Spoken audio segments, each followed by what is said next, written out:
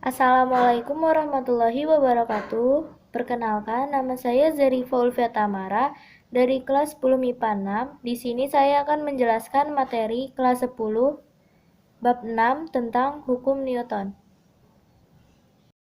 Kalian pasti sebelumnya sudah pernah kan belajar tentang apa itu hukum Newton? Kalau nggak salah sih di SMP pernah belajar kan? Nah, tapi di sini kita akan mengulang tentang hukum Newton, tapi ini versi kelas 10-nya. Sebelum melanjut ke video berikutnya, di sini saya memiliki 4 inti materi yang akan saya bahas. Materi yang pertama yaitu hukum Newton tentang gerak. Yang kedua itu gaya gesekan. Yang ketiga itu dinamika pada gerak melingkar. Yang keempat itu penerapan hukum Newton pada kehidupan sehari-hari. Yang pertama, saya akan membahas materi tentang hukum Newton tentang gerak. Kalian pasti tahu kan apa itu hukum Newton? Dan hukum Newton tentang gerak, yaitu ada gaya. Kalian pasti tahu gaya itu apa? Gaya itu dalam bahasa sehari-hari merupakan suatu tarikan atau dorongan yang dapat menyebabkan suatu benda itu bergerak atau melakukan perpindahan.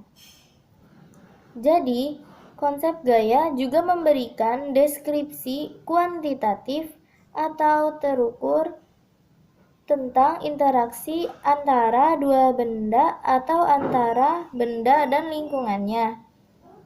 Untuk menggerakkan sebuah kotak di atas lantai, kamu dapat memberikan gaya berupa tarikan atau dorongan, dan kotak itu akan bergerak searah dengan dorongan atau tarikan yang kamu berikan.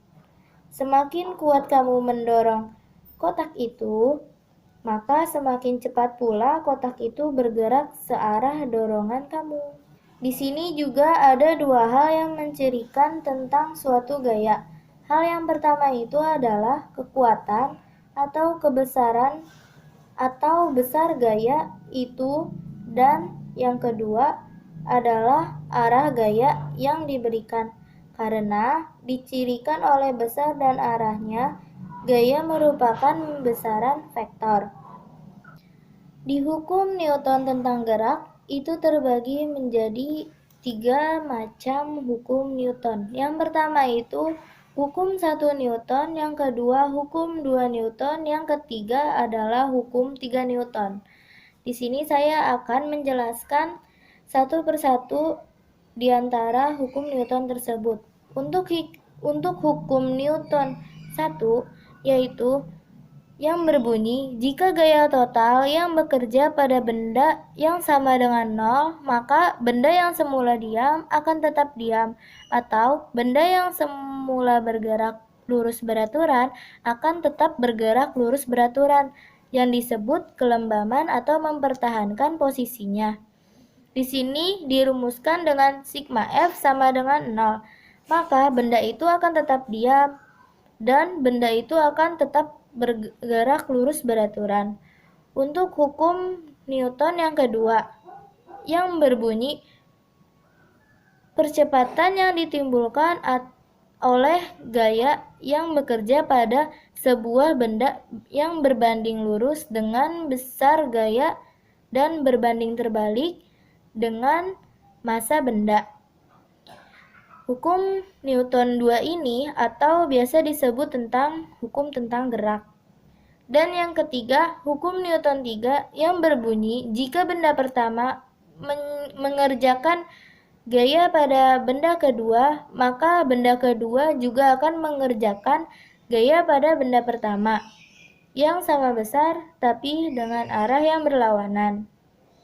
Nah, selanjutnya untuk hukum Newton 2 yaitu berbunyi, percepatan yang ditimbulkan oleh gaya yang bekerja pada sebuah benda yang berbanding lurus dengan besar gaya yang berbanding terbalik dengan massa benda, atau disebut dengan tentang gerak.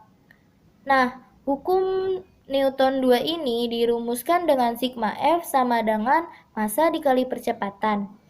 Lalu yang terakhir ada hukum Newton 3. Hukum Newton 3 ini berbunyi, jika benda pertama mengerjakan gaya pada benda kedua, maka benda kedua juga akan mengerjakan gaya pada benda pertama yang sama besar tapi dengan arah yang berlawanan. Ini dirumuskan dengan faksi sama dengan min reaksi. Setelah itu, saya akan menjelaskan inti materi dari hukum Newton yang kedua, yaitu gaya gesekan.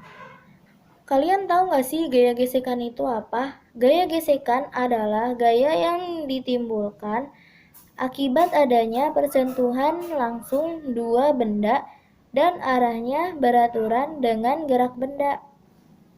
Di gaya gesekan ini memiliki beberapa jenis gaya. Yang pertama itu gaya berat dan gaya normal. Gaya berat itu dilambangkan dengan omega, yaitu gaya yang dipengaruhi oleh percepatan gravitasi yang dirumuskan dengan Newton sama dengan omega sama dengan massa dikali gravitasi. Gaya normal yang dilambangkan dengan Newton, artinya gaya yang ditimbulkan oleh alas bidang suatu benda ditempatkan, yang dirumuskan dengan sigma F sama dengan 0, atau Newton dikurang omega sama dengan 0. Dan ada beberapa jabaran rumusnya, yaitu N sama dengan Newton sama dengan omega, lalu Newton sama dengan massa dikali gravitasi. Di gaya gesekan ini juga terdapat dua gaya, yaitu gaya gesekan statik dan gaya gesekan kinetis.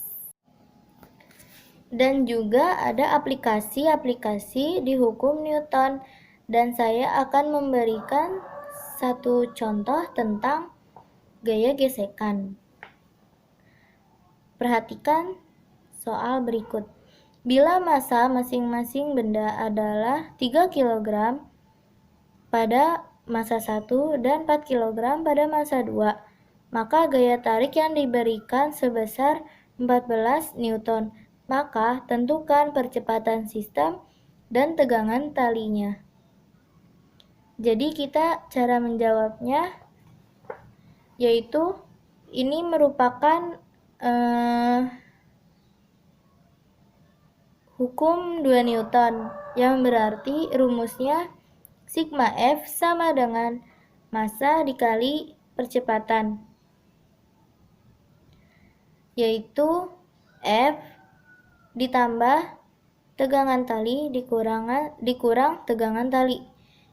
Kenapa dikurang tegangan tali? Karena dia itu tidak berlawanan dan arahnya itu sama, maka karena sama jadinya dikurang.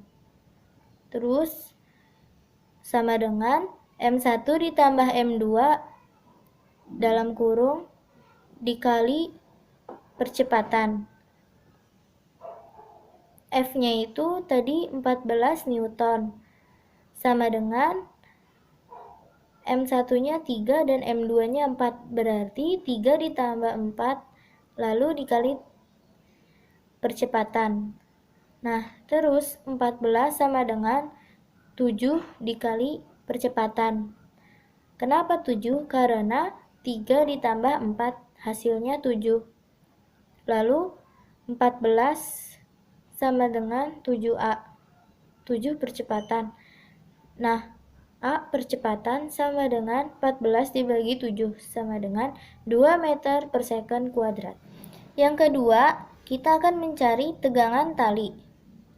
Untuk mencari tegangan tali, rumusnya sama, yaitu dengan menggunakan rumus hukum 2 Newton, yaitu sigma F sama dengan massa dikali percepatan.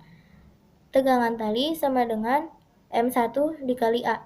Nah, di sini kita boleh pilih salah satu. Boleh menggunakan dengan massa yang pertama, boleh juga menggunakan massa yang kedua. Maka T sama dengan M1 dikali percepatan, Terus tegangan tali sama dengan 3 dikali 2. Kita menggunakan massa yang pertama. Berarti kan 3. 3 dikali 2 jadinya 6. Berarti T1 sama dengan 6 Newton. Jadi tegangan tali itu adalah 6 Newton. Untuk inti materi yang ketiga yaitu materi dinamika pada gerak melingkar. Jadi di dinamika pada gerak melingkar itu ada gaya sentripetal dan juga ada gaya sentrifugal. Pengertian gaya sentripetal. Apa sih gaya sentripetal itu? Gaya sentripetal itu merupakan gaya yang mengarah ke pusat yang dirumuskan dengan gaya sentripetal sama dengan massa dikali percepatan sentripetal. Dan yang kedua, gaya sentrifugal. Apa sih gaya sentrifugal itu? Gaya sentrifugal merupakan gaya yang berlawanan dengan gaya sentripetal. Di sini saya akan memberikan 5 contoh masing-masing dari gaya sentrifugal dan juga gaya sentripetal. Untuk yang pertama saya akan memberikan contoh dari sentripetal dulu. Jadi contoh gaya sentripetal yang pertama yaitu gerak bulan dan satelit buatan yang mengelilingi bumi. Yang kedua, gerak planet mengelilingi matahari. Yang ketiga, gesekan antara ban kendaraan dengan jalan saat berbelok di tikungan melengkung. Yang keempat, gerak benda yang diputar baik vertikal maupun horizontal dengan menggunakan seutas tali. Yang kelima yaitu gerak roller coaster saat melewati lintasan yang melingkar. Nah, selanjutnya contoh dari gaya sentrifugal. Contoh gaya sentrifugal yang pertama yaitu lumpur yang terpental dari ban kendaraan yang bergerak. Yang kedua, peristiwa yang kita rasakan saat menaiki komedi putar atau permainan antang-anting. Yang ketiga, saat berada di mobil yang menikung ke kiri, kita merasa terdorong ke kanan. Yang keempat, bandul yang diikat dengan tali yang diputar lalu digunting tengahnya yang membuat gaya sentrifugal keluar putaran melingkar yang terlempar jauh. Yang kelima, saat pembalap motor tergelincir. Inti materi yang terakhir yaitu penerapan hukum Newton pada kehidupan sehari-hari. Untuk penerapan hukum Newton 1 yaitu kendaraan yang melaju cepat kemudian direm mendadak, maka penumpang tersebut akan terdorong ke depan. Selanjutnya, untuk penerapan hukum 2 Newton yaitu mobil kecil yang lebih cepat melajunya dibandingkan mobil yang besar dengan massa pun besar. Dan yang terakhir, untuk penerapan hukum 3 Newton yaitu bola basket yang dipantulkan ke tanah maka akan memantul ke atas. Sekian dari saya, maaf bila ada salah kata, mohon dimaafkan. Wassalamualaikum warahmatullahi wabarakatuh.